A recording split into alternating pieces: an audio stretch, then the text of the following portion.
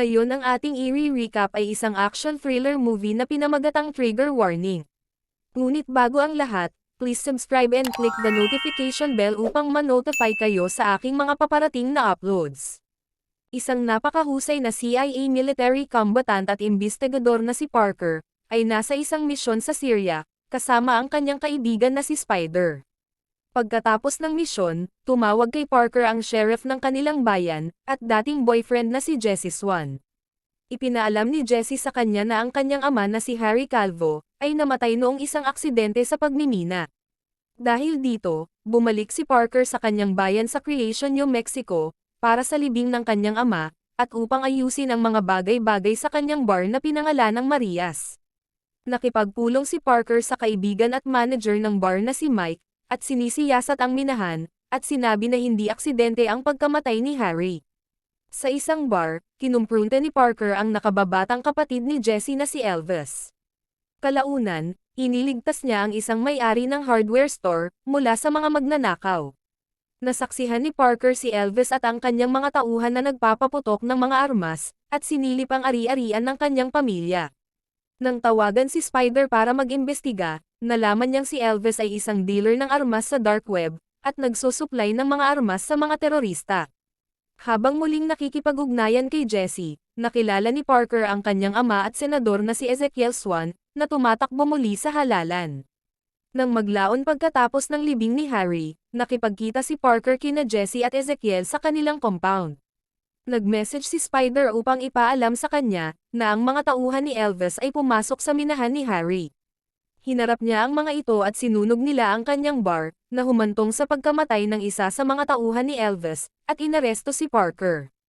Hinarap ni Jesse si Elvis tungkol sa insidente, na inihayag na ginamit ni Elvis ang minahan ni Harry, upang kumuha ng mga armas mula sa isang malapit na depo ng militar.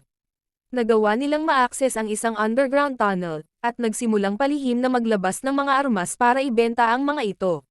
Dahil dito, nagawa nilang punduhan ang kampanya ni Ezekiel, at tulungan si Jesse na maging sheriff. Nang malaman ito ni Harry, pinatay siya ni Jesse, at sinisi ito ng mga Swan sa pagbagsak ng minahan, na na-trigger ni Harry kaya siya ay namatay. Inutusan sila ni Ezekiel na ihinto ang pagtatalo, idinidikta na ipagpatuloy ang pakikipag-deal ng armas, at pinapapatay kay Jesse ang abogado ni Parker. Matapos patayin ang abogado, pinapasok ni Jesse sina Ezekiel at Elvis sa mga holding cell, kung saan itinali at sinaktan nila si Parker, sinusubukang makuha ang security footage mula sa kanyang bar. Nakatakas siya mula sa selda gamit ang isang cruiser ng pulisya, na nag-crash sa field na pagmamay-ari ni Mike.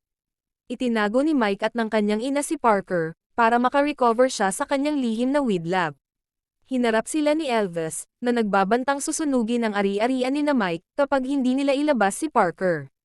Pagkatapos ng 3 araw ng pagpapagaling, sinubukan ni Parker na bigyan ng babala ang senior officer sa depo ng mga armas, tungkol sa mga pagnanakaw na mangyayari, ngunit ibinaba ng kanyang staff ang tawag. Sabik sa paghihiganti, at sa tulong ng mga kaibigan ng pamilya na sina Mo at Frank, nangongolekta si Parker ng sapat na mga armas, para sa gagawing digmaan laban sa mga Swan. Si Ghost na isang terorista at wanted para sa pagpatay ng hindi bababa sa 37 Amerikano, ay nagbayad ng daan-daang libong dolyar ng maaga sa pamilya Swan, para sa mga ninakaw na armas. Gayunpaman, hindi na i-deliver ang mga armas, dahil sa panghihimasok ni Parker. Nang idiin sa usapin, inamin ni Ezekiel na ginastos na niya ang pera, sa kanyang kampanya sa muling halalan. Pumasok si Parker sa compound ng mga Swan at hinarap si Ezekiel, habang kinukuha ang mga sagot tungkol sa totoong nangyari sa kanyang ama, bago ito pinatay.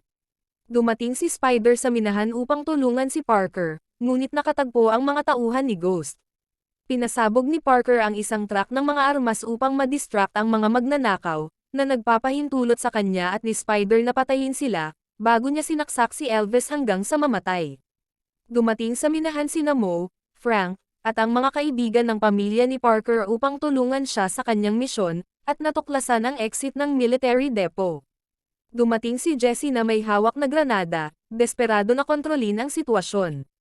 Nag-alok si Parker na tulungan siya, ngunit napagtanto niyang walang masayang pagtatapos para sa kanya, at itinulak niya ito palayo bago pinasabog ang sarili. Sa pagkamatay ng pamilya Swan, nakapagpatuloy si Parker sa kanyang buhay.